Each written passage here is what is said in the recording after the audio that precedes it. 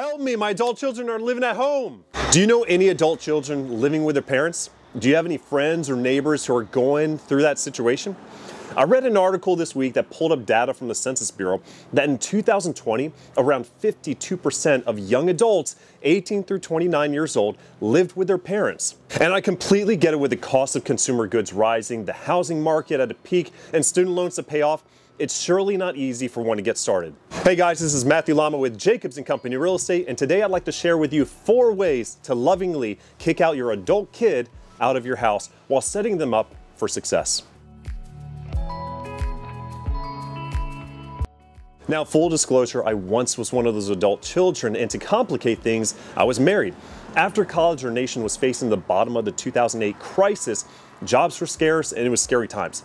We also had no money, and I had $11,000 in student loan debt. Thankfully, my wife and I had jobs immediately, and it was our mission to be debt-free and save for a down payment of a house. And we did just that. We eliminated our student loan debt and bought a house with 20% down with some reserves, and we did this all within 2 years until we moved out. So the number one way to navigate this stage in life is set up a lease. For those parents who have kids off to college or getting ready to go to college, creating an open dialogue right now will set the tone for what happens after college.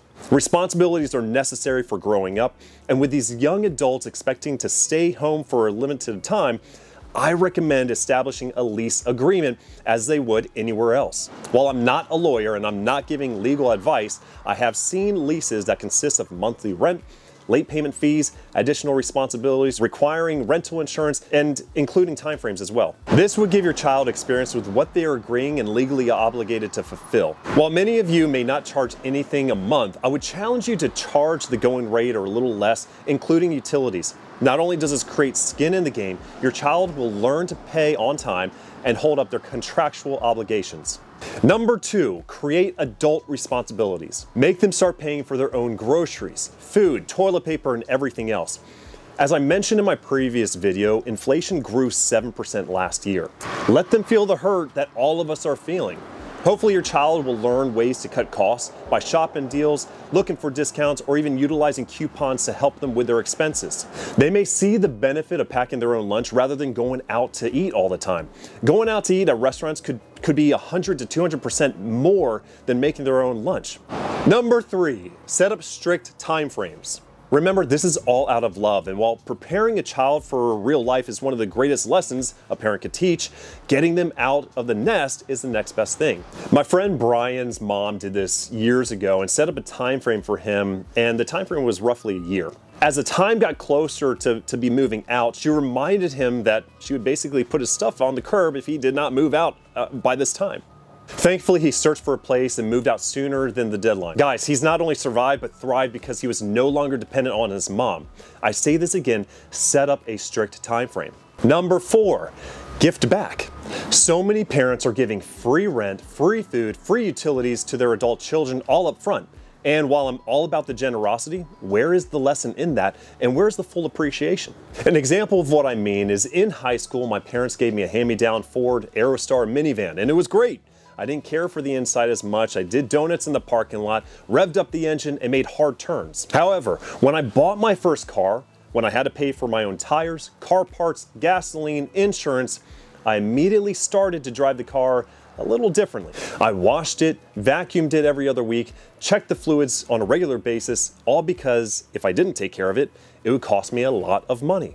Same thing with when an adult child lives in your home for free without any skin in the game. So instead of letting them live free every month, collect all their obligated rent and collect their utilities as well. And afterwards, if they abide to your rules and contractual obligations, you're able to help them by giving them a monetary gift afterwards. In a 2-year time frame, if you charge your child $1,000 a month, you can gift them $24,000 by the time they moved out. And that could be applied to their student loans or even a first home, all while creating responsibilities, creating appreciation for what you've done, and setting them up for success in this crazy world. I've experienced living with my parents for a time frame as an adult, and I'm all for helping others, and I hope to do the same thing with my kids. However, if we can incorporate life lessons along the way, we just might be a little more equipped by the time we are on our own. Look, if you're having thoughts of wanting a multi-generational home to possibly have adult children stay for a couple years, I invite you to reach out to me at matt.jacobsandco.com or call or text me at 703-489-3090. I'd love to connect with you and we can explore homes that offer the space needed for your family's lifestyle. Anyway, thank you so much for watching. This is Matthew Lama with Jacobs & Company Real Estate. You take it easy.